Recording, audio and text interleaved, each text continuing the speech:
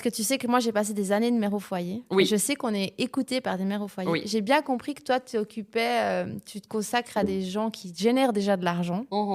Et on sait qu'en tant que mère au foyer, on ne génère pas d'argent. Ouais. Comment on fait quand même quand on a envie de s'en sortir et qu'on est mère au foyer? C'est une très bonne question. Et tu sais ce que j'ai entendu récemment et qui a énormément résonné chez moi. J'entends de plus en plus de fonctionnement de couple avec justement des femmes qui se consacrent au foyer, aux enfants, etc.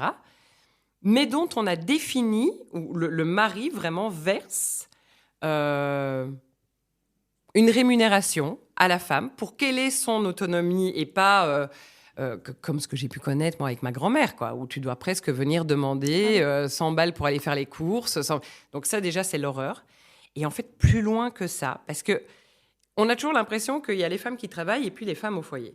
Et en fait, quand tu deviens maman, tu te rends vite compte que ça se mélange quand même.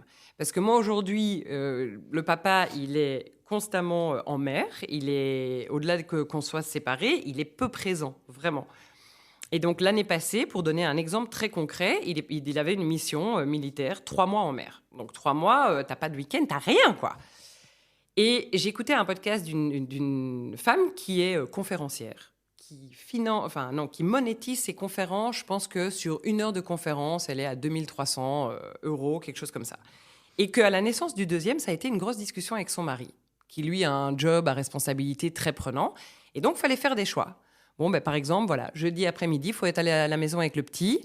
Moi, j'avais l'opportunité de donner une conférence. Toi, tu as tes réunions, tes machins. Qui sacrifie son job? Parce qu'il y a une notion de sacrifice, qu'on le veuille ou non. Qui sacrifie?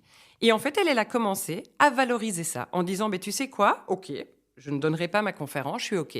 Je dis, sauf que moi, j'ai un manque à gagner de X. Qu'est-ce qu'on fait de ce manque à gagner? Et ça, j'ai trouvé intéressant. Et où, du coup, le mari, il a dit, OK, d'accord, soit j'absorbe une partie du manque à gagner, ou machin. Et en fait, tu commences à poser des chiffres. Et moi, c'est la discussion qu'il y a eu l'année passée avec le papa, parce que 3 mois en mer, très bien, mais donc moi, c'est 3 mois où je ne peux pas faire de déplacement. Je suis entre Bruxelles et Genève, mais ça veut dire que je ne peux pas aller à Genève. Je vais certainement refuser certaines opportunités, etc. Et par contre, toi, tes 3 mois en mer, 3 mois où tu as des primes. Parce que quand tu es en déplacement comme ça, lui, littéralement, son salaire est doublé. Donc, en gros, tu as la possibilité, j'invente, mais pour donner un chiffre, de faire 15 000 euros en 3 mois. Mais moi, par contre, je vais tomber à côté de plein de trucs. Et en plus, si j'ai envie d'avoir un minimum de vie, je vais prendre des babysitters, etc. C'est pas juste. Parce que moi, ce que je te permets... Enfin, si tu peux partir 3 mois, c'est parce que je suis là. Donc, comment est-ce qu'on fait ?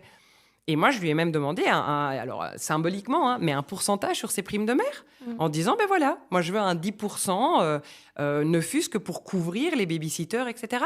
Mais tu vois, parce que